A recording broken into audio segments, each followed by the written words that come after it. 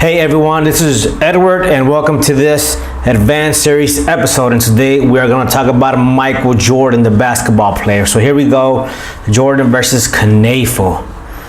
And I do want to say that this case here, I found it very interesting. I love this case. In fact, it has a lot of civil procedure, it has evidence, and of course it has contract law. Love it. Also, there's a lot of facts there. It could be confusing. But here's the key. I'm going to give you guys the key. And there's Knafel and there's Jordan there. I'm going to give you the key to this case because we are in contracts. So the key here is to understand the relationship between the major headings. There's another picture of Michael Jordan. Everybody here should know who Michael Jordan is. You guys know, right? If not, then there he is. Okay, but the main headings here. So again, I do advocate for the memorization of these main headings because again, contracts is a very organized subject and it's taught in a very disorganized manner. But that's okay, it doesn't matter how it's taught. What matters is how you learn it. So here we go. So of course, applicable law always, contract formation stage, that's not an issue. Defenses to formation is very key here. It's important. This is where all of the action takes place. And of course, this right here, defenses to formation, is connected to remedies. And again, understanding the relationship to these issues is key. It is paramount. So let me show you what I mean by the defenses to formation. And of course, there's a mnemonic there. And it is C ad filmas. Now, this is not an exhaustive list, but they include some of the most commonly tested terms here. And here's a listing here. I'm not going to go over them. It's in the book. And let's see now. So here we're going to talk about fraud and we're going to talk about mistake. Let's see now. Let's keep going. So first we'll start with fraud and then we'll go on to mistake. So the book, they do assume that in your textbook that you know the definition of fraud. And what we're gonna do here is we're gonna go a little deeper into the meaning of material fact and what it means, what the text means, what the law means by known to be false. We'll look at those elements and we'll start off with material fact and then we'll go on to, we'll call this the false statement element. That's just more easier to write and it just goes better with the flow. Material statement, okay, so I'm not even gonna go through the rule because you guys know that, you guys should know that. But I will go into what it means for this particular case. And of course, this is also gonna be testable. So you do wanna know what material means, but you also wanna know how it applies to certain cases. And that's the whole point of these cases. That's the whole point of this particular text because we want to see what's going to be tested. We want to distill all of the facts, everything in your book. We want to just distill it just to the case law, just to the element and the sub element. That's what we're doing here.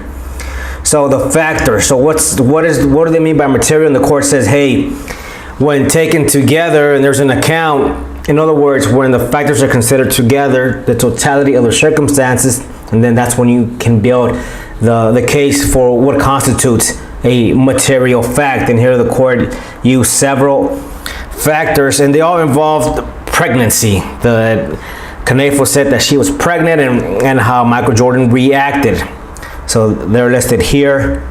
And the court said, hey, we're going to just take all these factors into consideration and we're going to say yes, there was a material statement there. Okay, let's go on to false statement. And the false statement can also be an omission. But what does that even mean, an omission? What does it mean in this case? Because of course everyone knows the elements for fraud, but the textbook is saying, hey, look, that's a little bit more. There's more to it than just a false statement or an omission. What does it mean? So what does it mean when a person is being accused in a paternity suit? And here's what it means. So the woman must make the accusation and say, hey, you are the father. And when she does that, there's a presumption that she is certain that she did not have sexual relations with another person during the time of conception. Now, if she does know that she had intimate relations with another person during the conception time, man, she makes the claim that a particular person is the father, and then the court said, hey, that's an omission there. That could be a false statement. And there is a hold in here. I'll put it there at the bottom. But that's what you want to do. You want to transfer this information into a holding, because you may need that for, you definitely want to know it, but you may need it for the exam. And the conclusion, there is fraud. All these elements, they build up to fraud. Now let's go on to mistake. Now what it means too, and let's go back to the headings here.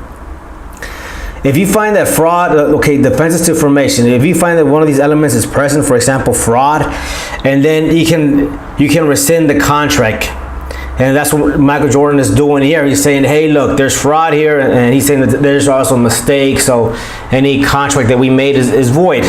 And that's what the defenses to formation, that's what these terms are all about. Now let's go back to mistake. And again, we're looking at the big picture here. So I did want to go into the civil procedure and the evidence. I did want to do that because, again, I love this, but I resisted because we're just dealing with what it's going to be on the exam. So let's get right down to it.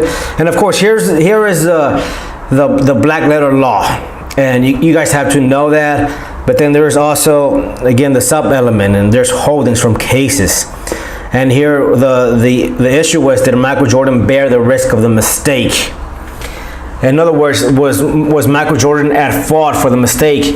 And there the court said, hey, look, Michael Jordan, the man, or any man being accused in a paternity suit, does not have a duty to ask the woman if she had another sexual partner at the time of conception. In other words, there is no duty for the man to inquire.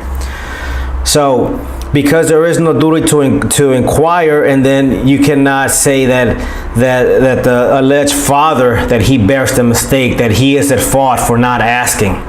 And there is a hold in here, and it's going to be listed in this writing. And let's go to the section 4, to translation into exam language. Again, fraud here. And as you can see, when it comes down to a material fact, and then you have the holdings. The material fact is found when the party provides an account that, when taken together, makes a statement material. So the whole case, everything that you read, just boils down to this holding right here. And that's what you want to make a note of. Known to be false. Again, the statement is there. I'm not going to read it because it is in the writing. But it does talk about the certainty of the woman. And then the other element, of course, was mistake. Not the other element, but the other legal term. Because we had fraud, and that's what Michael Jordan was saying. There's fraud, so it should be void. And the other term was mistake. The contract should be void due to mistake. And of course, we went over the elements earlier, and here is the holding for bearing the risk when there is a man being charged in a paternity suit. So again, if you look at focus on the main headings here, that's going to be key to understanding this case. So I hope you enjoyed this. I hope it helped. Until soon.